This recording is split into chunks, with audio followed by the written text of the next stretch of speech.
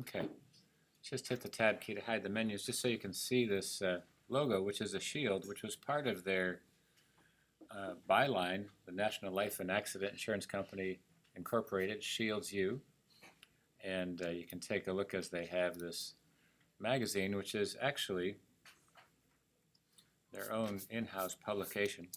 So when you take a look at the design, or at least the page for that, they have this lower section that shows the model, architect scale model built for the plan of what the actual new building is going to be, which is in downtown Memphis. They have a picture, a couple of postcard pictures. When you take a look at these are old-timey sections for the piece here. So when you take a look, a tinted postcard printed back in the day, late 30s, 40s time period, and a photograph of the building so that the coloring became in that section. And then they're using some animals. I'm not sure the history of the animal part, but as a layout in a cartoon and an illustration for that for personal life insurance. So we'll take a look at this. So what I've done is created this a little bit ahead of time just to show it to you, and trying to get you to be able to put this together with little bit as possible, but taking a look at that. So picking any one of these designs, and here's the text just to showing you that size. So with the rulers in place, I'm just going to put a ruler guide right down the center of this banner, and there's a couple ways to do this. So I'm going to try both of them, just clicking and dragging this pen tool right over to the top and closing it off, switching this so the fill and the stroke are the opposite, and just zooming this in a little bit to come down so you can see this curve. Sorry to jump around so much, but there we go. Make sure it's on the ruler guide, sets that curve and drags the handles out to create that curve. It's still a looping piece, so I have to click on it in order to straighten this out and anchor it right up at the top. The Shift X just fills it, the reverse of that black to white. And then in the rotation, if you remember the rotation reflect tools, I'm just going to click on the option, and there it is with the preview and a copy of it. And very easily I have two pieces, and I can just use the one selection on the Pathfinder to make that selection, and again swapping across.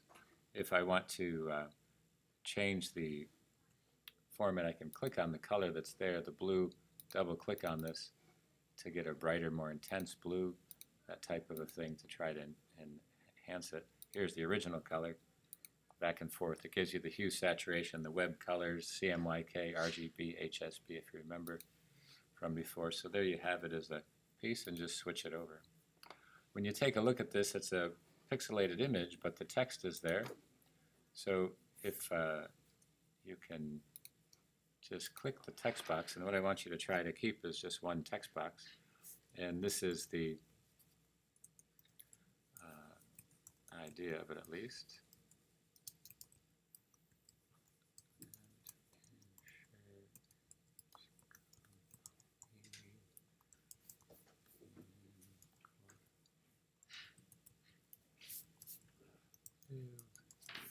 Okay, so just try to use the type and everything that you know about the font. So I have both the character palette brought up here and paragraphs. So the first thing I'm going to do is go ahead and click on the centered section of this logo.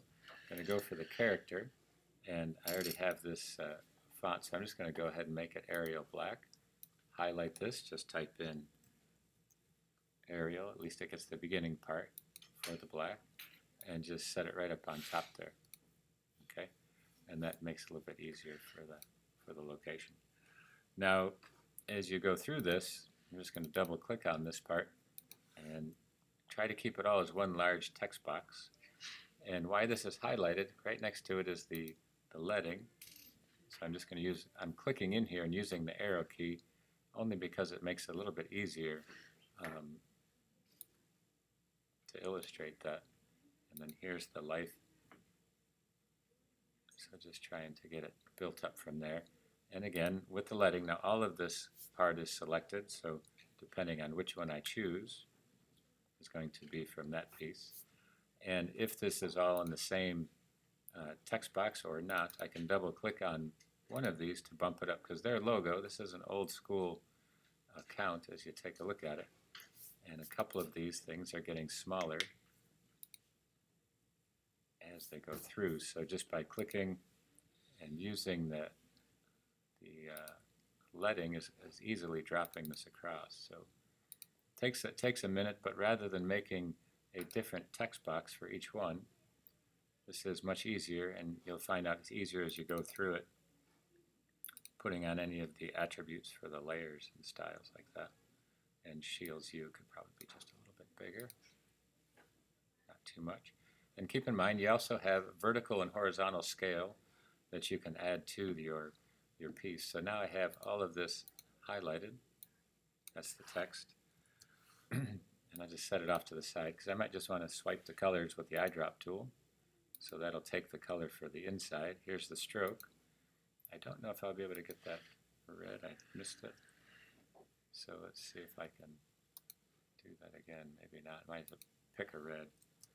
So I'll do that. I'll just double click and pick the color from here. Click OK. So there I have this initial section. If it looks like it needs to be more contrast, I can just double click. There's the old color, the new color, and it brings it up into that section for it. Okay, so it's kind of the highlighting section. You'll notice that the Incorporated has the text and the line too thick, so I'm just going to highlight that and they don't have a stroke on that little bit of a type. So it's just that piece that's placed right there. Okay. And then in the Appearance panel, if you don't have that open, just under Window Appearance, shows up. I already have a check mark down to that. And here you can take a look. This is setting the fill and the strokes. I already have this section, so you can kind of see this part. And I can do it from inside this selection. So two ways that you can place that on there. And the effect can also be placed in this text. I have it on this one, kind of hiding behind it here. Let's see. Let me grab all of this. I'll just set it up here so you can see it in the top corner. There's the type with the appearance, and it has the stroke, the fill of this gray, and the drop shadow, which is an effect that you can place in through here. So you have all these different Photoshop effects and also Illustrator effects.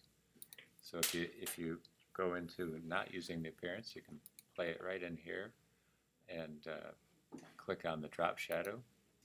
And the drop shadow has a menu, of course, and there's the preview.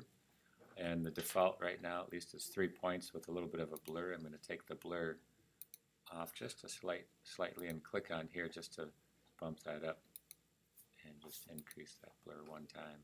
Click OK. So now I have this type, this shield. I'm just going to select the both of them, and in the Align panel, this will allow it to be centered.